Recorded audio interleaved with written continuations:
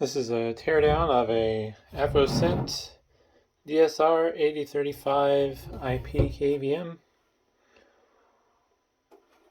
and it'll be somewhat interesting to see what's inside. I don't really expect much because usually these IP KVMs don't have too much going on inside, but I haven't done one of these yet, so figure why not? Get to learn together. I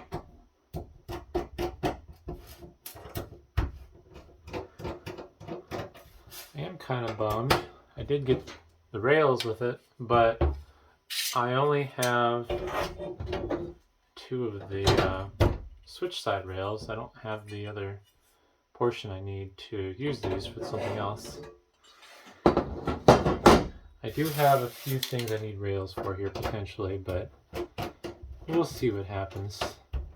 I'm not a big fan of static rails, so it's not a total loss. It's just getting rails and not having the complete set's always sad. Huh. Well, it's a little more exciting than I was expecting.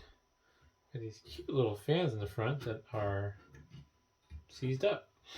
So these are more than likely bad. I'd power it on to see for sure, but I don't feel like getting shocked.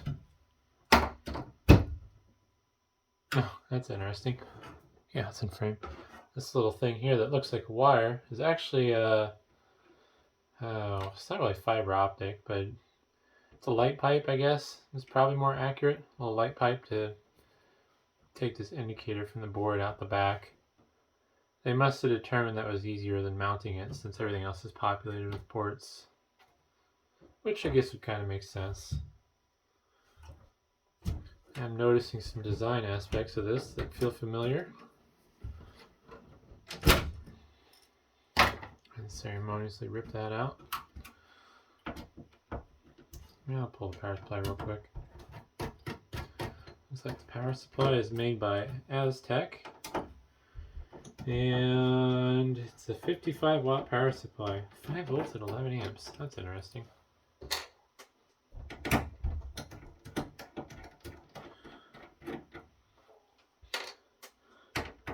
Even though this goes against all safety and intelligence, I'm going to touch it with my fingers. Try not to touch anything obvious though. And let's change the zoom.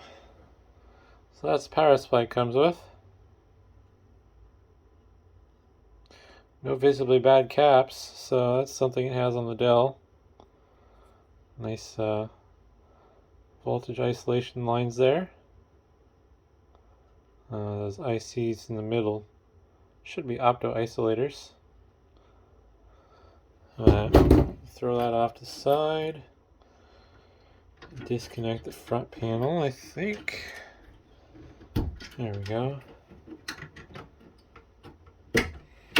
So, oh good, I don't need tools for that.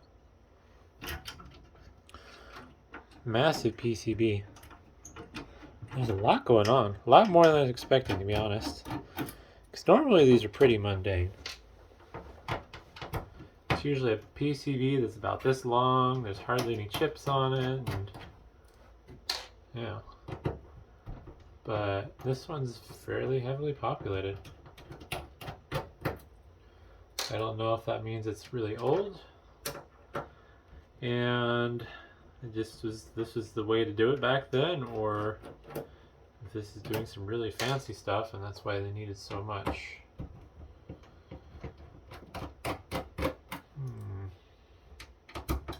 But either way, it's going to be taken apart. I think the one I saw on eBay that was the cheapest was $50. And with as risky as it is selling stuff on eBay, it's just not worth selling. Don't have any way to test it. Power on testing is probably not good enough. There's probably passwords or some weird configuration thing that the buyer will run into, and they're gonna blame me for it and return it. So,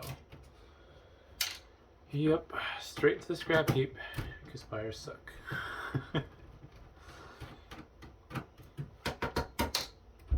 Really not that much money to be made though anyways. At $50, you're going to lose a little more than half of that to shipping and fees. So I'll take my $2 a scrap versus the potential of making $10 to $15 on selling this on eBay. Just not worth it. Should quit ranting about that. Alrighty. Missed a screw.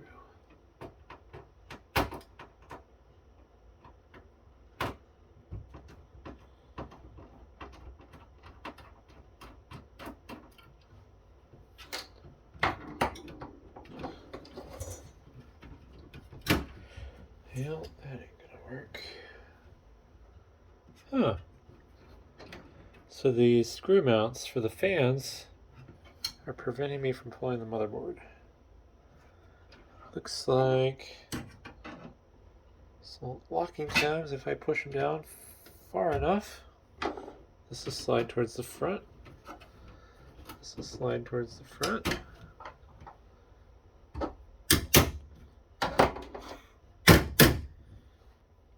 I push it down more, I guess.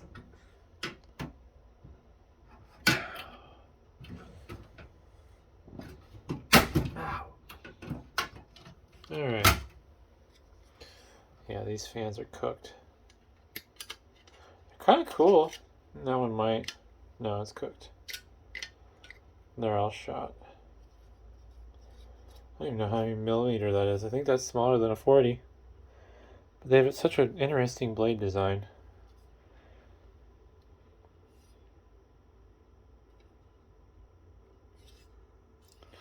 Who made them? ARX Dynafan. 5 volts. Huh. Interesting. But they are just completely hosed. That one kind of wants to spin, but it's cooked. It's possible that it's just the grease has gone bad, but I'm guessing the bearings are smoked. Probably use some really crappy bearing that just isn't very long life. Not gonna get those out that way. Well, this has some heft to it. Look at the bottom first real quick. Not much to see there, just a bunch of passives. I believe, I could be wrong, but I believe these chunks of copper on these boards like that are for heat sinking purposes, if I remember right. It's been a while since I've watched a teardown video from someone who actually knows what they're talking about.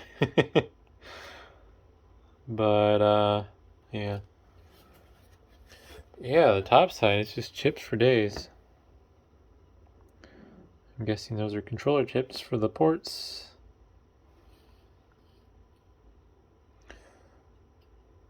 This must be related to the outputs, since you got your VGA, USB, and PS2 right here. I don't know. I'm not sure what these ports are for here. It is labeled. It'll be nice and flip it the right way. Modem, SPC1, SPC2, setup, focus, LAN. It doesn't want to focus. LAN 1 and 2. I don't know.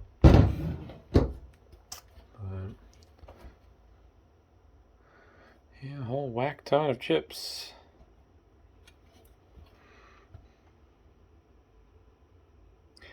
If I was a little bit better at reading data sheets, I'd be more likely to look this stuff up myself, but yeah, I'm not the best at that.